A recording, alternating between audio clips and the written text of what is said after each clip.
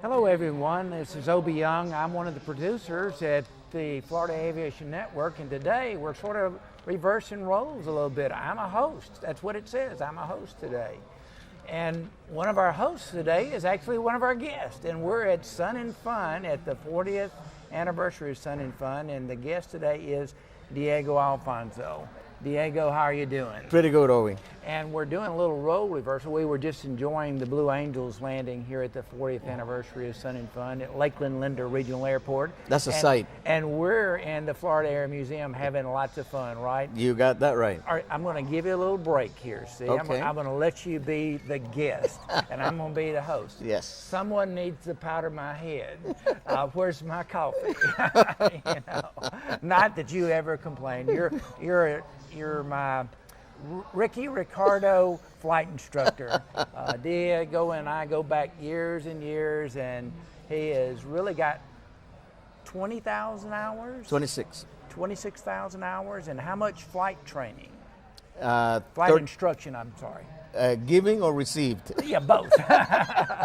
13,000 given. 13,000 given. Boy, yeah. you beat me by about 3,000. Yeah.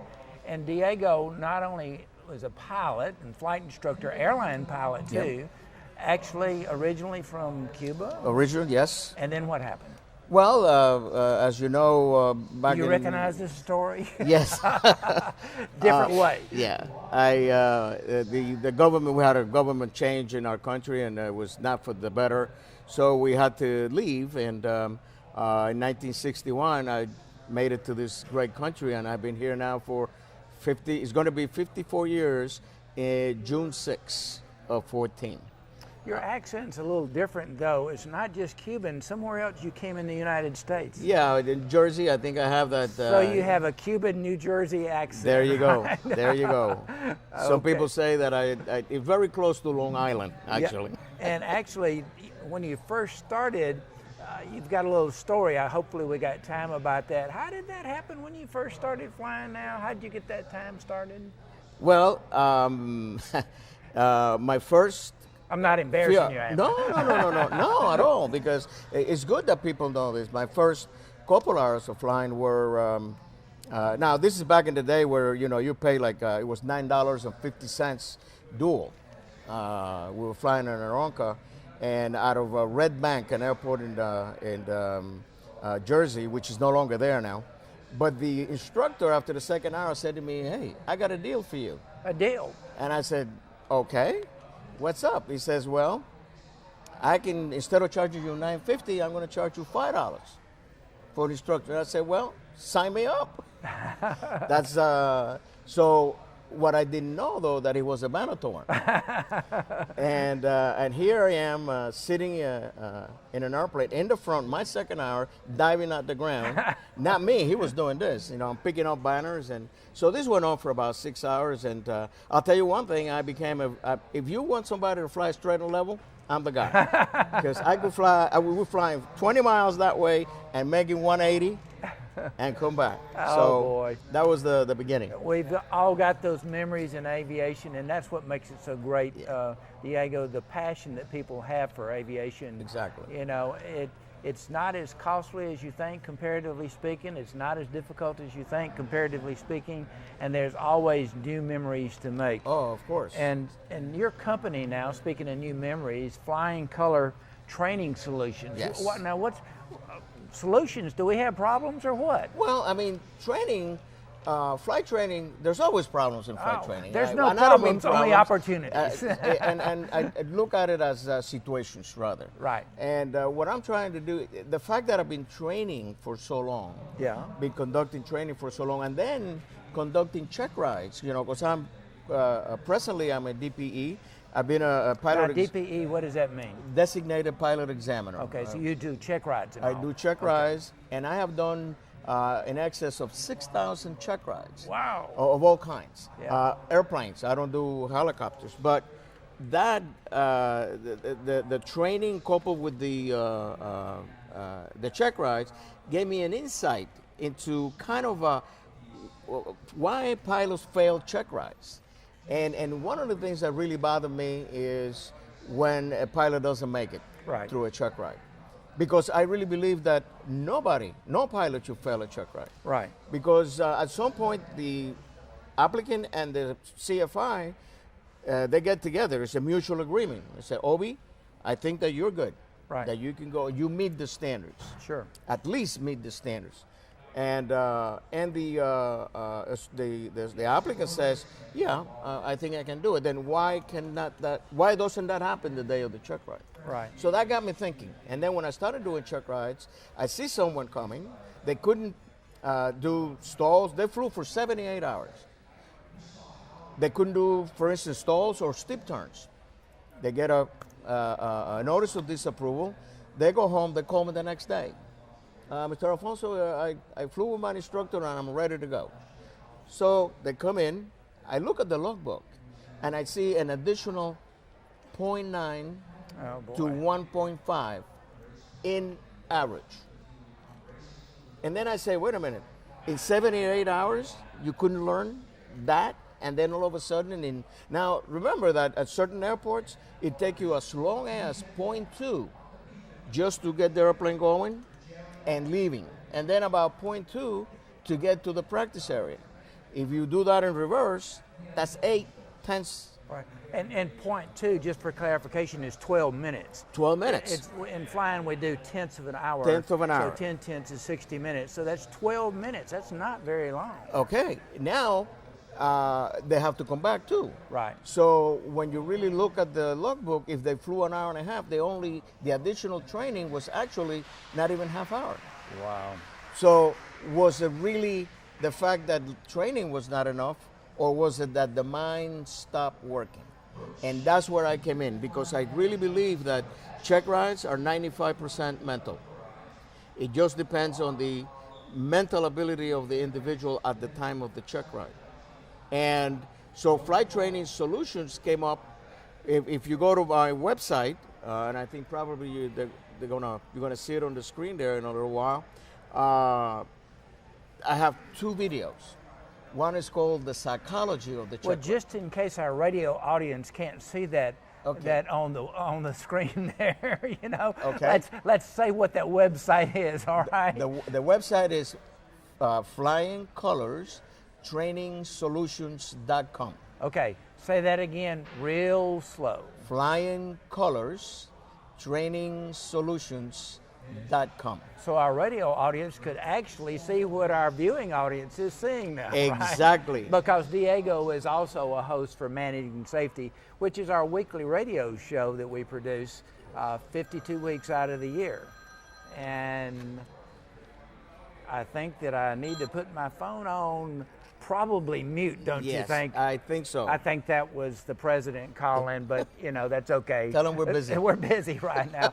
We're actively promoting aviation and aviation safety, talking with Diego Alfonso with Flying Colors Training Solution, and we were talking about a little bit more about what exactly is Flying Colors Training Solution. Okay, the first series, there's going to be series. Now, this series, I'm not going to teach anybody how to fly. I mean, that's not the idea. But the first series of aviation is Flight Training Missing Links. Oh, Flight Training Missing Links. I was able to identify areas that are generally weak in our training, simply because, as you well know, you're a CFI. There are 4 levels of learning. Right. Rote, understanding, application, and correlation. Right. Unfortunately, I think we're stopping at the application level. Right. And the correlation level, which is actually when the person is really trained, we don't go there as much. Right. And I was able to find that through check rides. So I can kind of pinpoint exactly where the holes are and help not only the pilot applicant but the CFI to help them how to train the applicant in a better way. So the success of the check ride is almost granted. Yeah, yeah. Well, you know, one of the other points you hit here on our talking points is, you know, and you've kind of covered it a little bit, but let's go back in and just, why do applicants, you know, fail the check rides? Okay, I talked about the first issue. The first issue is the mental process, right.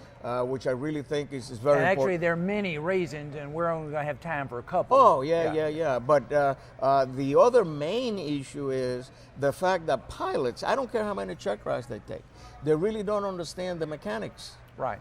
of the check ride. Well, you know, I'm not a mechanic. No. And I don't mean wrenches. I mean, actually. That's an inside joke. Yeah. What is the role of the examiner, and what is the role of the applicant? Just to give you a perfect example, I was doing a seminar the other day for CFIs, and when I said this, you know, everybody opened their eyes. And you're a CFI, Right. I'm a CFI, and there's probably a lot of CFIs either watching or listening to a radio broadcast that are going to agree with me. If you're going to send somebody to a check ride, what did you say to the applicant? Hey, don't open up any kind of worms now. Right. You answer the man's Right, or the lady's question. And That's it. One of the things you used to always say is all the aviation books are good, Oh, they all are good. but when you come for that check ride, There's one, which one is that? the FAA, the That's FAA handbook. So if you're recommending somebody for private instrument commercial multi-engine, that statement will work. Right. The statement of don't open up a can of worms. Right. But when you go for a CF, why? Because the role of the examiner during those rides is that of an examiner. Right. When you're going for a CFI, the role of the examiner now is that of a student. Right. Because if you go and look at the PTS of private commercial instrument, it says that the applicant must exhibit knowledge or satisfactory knowledge. But when you go into the CFI PTS, it says the applicants must exhibit instructional knowledge. And some of those things, when you come down to Orlando to do the CFI seminars there, when you mark with the FAST team there, you say, look in the beginning of the practical test standard. And what's the things you're looking for? The definition Right. of instructional knowledge, which is right there. Right. And it's amazing to me, and this is one of the biggest areas, gray areas, is that they don't read. You need to read the PTS from beginning to end, whether you're a CFI or private or instrument or commercial. Now, as a private instrument commercial, you're not required to even have a PTS on the check ride. It's not required. For CFI, it is a requirement that you have that book, and it must be current. Because I've seen a lot of, if you go to a check ride and you don't have current documents, it's a done deal. It's really a done deal. Yeah. Kind of like when you give ATP checks and the guy says, what do you want me to do? Says, let's go back. That's right. Now, Because you are the pilot in command. and another area that I know the races, and I love that term. Actually, I'm going to steal that for Right. you now. Another racing that I would like to talk about is the fact that there is a confusion in our training world about standards. Right. In training, in flight training, there are three different kinds of standards. There is training standards, there are personal standards, and there are evaluation standards. In other Right. words, practical test standards. The problem is that training standards, according to the FAA expects the CFI to train the student to the highest standards possible. That means almost close to perfection. And it's good. But we know we're not perfect. We will never achieve perfection. That's out of the question. We can try, but the applicant needs to understand that, because the next set of standards is personal standards. And Sure. I've never met a pilot applicant with low personal standards. Right. They all want to do it right. You always want that perfect landing, that are we on the ground yet? Yep, That type yep. of thing. The needle there, and the ILS and all that. Which reminds me of another one of your stories, which we don't have time to go through now, about the lady who sees the runway for the first time. We're not going to talk about that though, because you've got to listen to some of Diego's presentations, and the name of the presentation is what now? The name of the series Right. is Flight Training Missing Links. Flight Training Missing Links, and that's one of the stories, and Diego has got 1,000 of them, almost like Walt Chamel, one of our other good friends who actually helped write the practical test standards for the FAA. He's one of our hosts, and he's also works with the Civil Air Patrol, which they adapted basically the same program as the designated pilot examiners. I love this. Who is pilot in command doing a check ride? Bag of worms. Oh my gosh. I worked with the FAA, as you know, for 20 years. Right. And that's one of those elusive, who's really in charge here? What does it? And you've got the legal understanding, you've got the ethical understanding, and then you've got the liability understanding. But I assume you're talking primarily, and assuming you shouldn't do, about during the check ride. Is that correct? Correct. Correct. Let's clarify that then. Okay. Well, if an applicant, pilot applicant for private pilot goes for a check ride, he or she is the pilot in command on that flight. Well, what about a private pilot now? I mean, excuse me. They're a student pilot and they're trying to get the private pilot license. Are they really the pilot in command then? Yes, they're pilot in command because, and here's what I like the term you use, elusive, because I had I told the applicant this. I said, that you're the pilot in command during this But flight. I'm a student pilot. No, you're not. You're not a student pilot the minute that you're signed off. Oh. Because the person that really issues the pilot certificate is the flight instructor. And that's the key point that all flight instructors really need to know. This morning we had a meeting with SAFE, who you'll be working with Doug here in a little while. And then tonight we're going to be meeting with NAFI, and they're all good organizations, they're all good people. But, the flight instructor profession is actually a professional. Yes. And you really need to know your business and treat them just like a doctor or a lawyer or any professional, because it is very serious. Yes. Because like you said, when they sign that person off, what happens to them? They are then. That's right. That's the person that issues the pilot certificate is the flight instructor. Right. The examiner extends it or suspends it. Say that again now. The examiner does what? Extends the certificate that the instructor issued or suspends it. Right. Takes it away. And all the FAA does is paperwork afterwards. Exactly.